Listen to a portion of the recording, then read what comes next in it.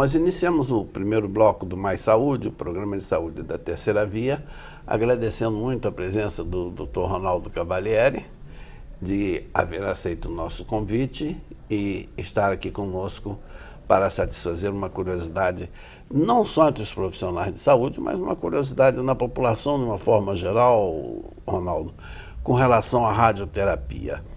Porque sempre que a gente pensa em radiação, a emoção subsequente é o temor, né? Em função da radiação solar, em função da radiação que foi utilizada como arma de guerra e etc. Eu gostaria de iniciar esse bloco aproveitando da sua experiência, que você nos falasse da história da radioterapia. Eu queria, antes de mais nada, agradecer a oportunidade, ao convite. É uma honra para mim estar aqui hoje e poder também passar um pouquinho do que é a radioterapia. Realmente é uma especialidade desconhecida até para os médicos, até para os meus colegas médicos, né? Principalmente aqueles que não estão, né, no dia a dia do tratamento oncológico. Então, toda vez que eu tenho a oportunidade de falar um pouquinho sobre radioterapia, para mim é um prazer. A radioterapia é uma especialidade médica que usa radiação ionizante no tratamento oncológico. Ela se difere da radiologia diagnóstica, né, que usa radiação como forma de diagnóstico. A gente não. Na radioterapia a gente usa a radiação para tratar, na imensa maioria das vezes, para tratar doenças neoplásicas, né? E a radioterapia é relativamente uma especialidade nova, né? O início da radioterapia ela se deu com a descoberta, junto, né, com a descoberta do raio-x, e aí começou a se desenvolver o estudo das propriedades da radiação nas aplicações médicas. Em primeiro lugar, a radiação era aplicada muito para diagnóstico, e aí então, com o passar dos anos, foi se observando que a radiação ela tinha um efeito sobre o tecido vivo, né? A gente tem relatos na história de alguns experimentos onde o cientista, né, dentro do laboratório, ele esquece um tubo de rádio dentro do bolso, e aí ele observa algumas horas depois um eritema, uma área de vermelhidão na pele. Então começou a se perceber que a radiação ela tinha uma propriedade de alterar aquele tecido vivo que ela estava em contato. E aí então esses mesmos cientistas, né, que a gente pode considerar que são pessoas pioneiras, né, começaram a tentar usar a radiação para tratar lesões de pele, lesões superficiais, lesões tumorais, tanto benignas quanto malignas. E aí então, nesse momento, começa o estudo da radiação com o objetivo de tratar lesões tumorais. E aí o que a gente observou ao longo dos anos, desde essa época,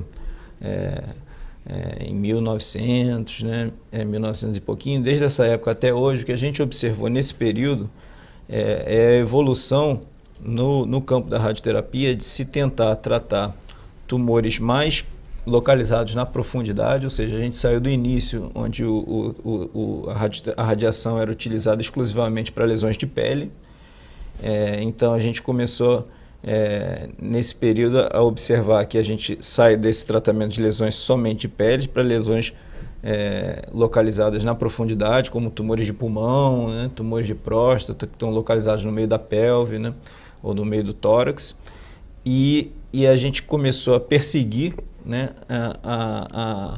o objetivo de tratar o tumor e poupar as regiões que estão em volta. E com isso a gente começou a aumentar a dose no tumor, diminuindo a dose no que está em volta, e aí sim a radioterapia saiu de uma situação inicial onde era utilizada somente para tumores superficiais e com intenções paliativas, para a situação atual, onde ela desempenha um papel fundamental no tratamento da maioria dos tumores. Ou seja, que a ideia inicial, não sei se você estaria de acordo, seria de utilizar a radiação como uma arma contra um alvo localizado. Isso. E esse alvo localizado, pela limitação do maquinário, né, existente no início dos tratamentos com radiação, era uma utilização limitada a situações onde você tinha esse alvo na superfície, porque você não tinha... Visível, né? Visível, exatamente, não tinha imagem, né, para delimitar aquele tumor que estava na profundidade, e a gente também não tinha potência de radiação para fazer com que essa radiação chegasse até esse tumor que estava mais profundo, sem lesar as estruturas no caminho. Então a radiação era quase que exclusivamente uma especialidade limitada a lesões visíveis na superfície, e aí é isso que a gente observa ao longo desses anos todos, né? Que é a capacidade de você conseguir delimitar cada vez mais, com mais precisão, esse alvo, independente de onde ele esteja, independente de em que estrutura ele está colado, né? ou muito próximo, ou em que profundidade que ele esteja, você conseguir chegar nesse alvo com uma dose tumoricida, né, com uma dose suficiente para eliminar aquele tumor, poupando o que está em volta. Esse foi o desafio esse é o desafio maior da radioterapia, né? E esse desafio foi sendo alcançado ao longo dos anos, principalmente dos últimos anos para cá, onde você teve praticamente uma revolução na área de imagem, na área de informática, né? Então a gente conseguiu delimitar cada vez mais com precisão esse alvo e conseguiu se afastar, independente de estar próximo ou não, você conseguiu se afastar a radiação em alta dose da área dos órgãos que estão em volta, né? Ou seja, que a evolução da radioterapia teve como objetivo a precisão como arma contra um alvo determinado. Com certeza, com certeza. Agora, eu me pergunto, e essa pergunta nem estava entre as perguntas que eu havia imaginado conversar com você, Cavalieri, como é possível que a radiação penetre o tecido são sem causar-lhe dano e atinja uma lesão neoplásica, uma lesão cancerosa, e aí sim mate as células cancerosas? A gente tem... Então, basicamente, né, o início do planejamento do curso de radioterapia, ele se dá com a identificação precisa do alvo, né? E aí a gente tem vários exames de imagem, várias maneiras, o exame clínico junto com o exame de imagem, que vão possibilitar que a gente defina com precisão a localização, a extensão desse tumor, né?